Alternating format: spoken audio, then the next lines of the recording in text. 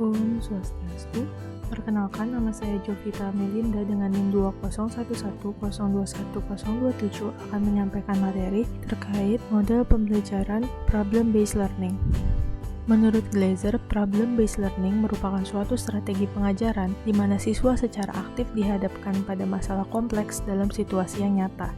Sedangkan menurut Arens, problem-based learning merupakan suatu pendekatan pembelajaran di mana siswa dihadapkan pada masalah otentik atau nyata, sehingga diharapkan mereka dapat menyusun pengetahuannya sendiri, menumbuh kembangkan keterampilan tingkat tinggi dan inquiry, memandirikan siswa, dan meningkatkan kepercayaan dirinya. Karakteristik model problem-based learning menurut Arens yaitu yang pertama, pengajuan pertanyaan atau masalah yang otentik, jelas, mudah dipahami, luas dan sesuai tujuan pembelajaran dan bermanfaat. Lalu yang kedua, berfokus pada keterkaitan antar disiplin ilmu. Masalah yang diajukan hendaknya melibatkan berbagai disiplin ilmu. Lalu yang ketiga yaitu penyelidikan otentik atau nyata. Dalam penyelidikan, siswa menganalisis dan merumuskan masalah, mengembangkan dan meramalkan hipotesis, mengumpulkan dan menganalisis informasi, melakukan eksperimen, membuat kesimpulan dan menggambarkan hasil akhir. Yang keempat, menghasilkan produk dan memamerkannya, yaitu siswa bertugas menyusun hasil belajarnya dalam bentuk karya dan memamerkan hasil karyanya. Yang kelima yaitu kolaboratif. Tugas-tugas belajar berupa masalah diselesaikan bersama-sama antar siswa.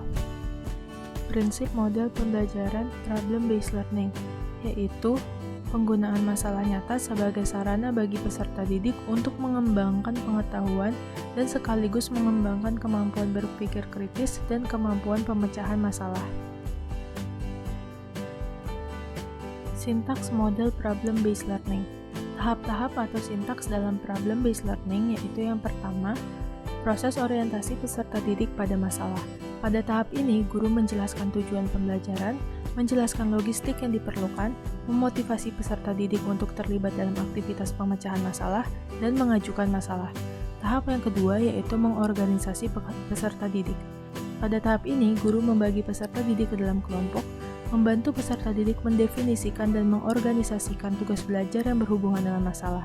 Lalu tahap yang ketiga yaitu membimbing penyelidikan individu maupun kelompok. Pada tahap ini, guru mendorong peserta didik untuk mengumpulkan informasi yang dibutuhkan, melaksanakan eksperimen dan penyelidikan untuk mendapatkan penjelasan dan pemecahan masalah. Lalu tahap yang keempat yaitu mengembangkan dan menyajikan hasil. Pada tahap ini, guru membantu peserta didik dalam merencanakan dan menyiapkan laporan, dokumentasi atau model, dan membantu mereka berbagi tugas dengan sesama temannya. Lalu tahap yang kelima yaitu menganalisis dan mengevaluasi proses dan hasil pemecahan masalah. Pada tahap ini, guru membantu peserta didik untuk melakukan refleksi atau evaluasi terhadap proses dan hasil penyelidikan yang mereka lakukan.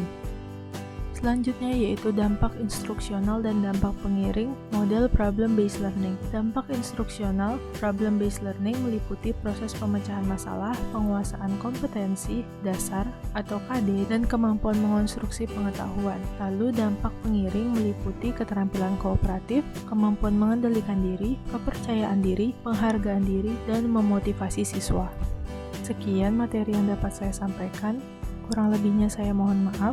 Saya ucapkan terima kasih.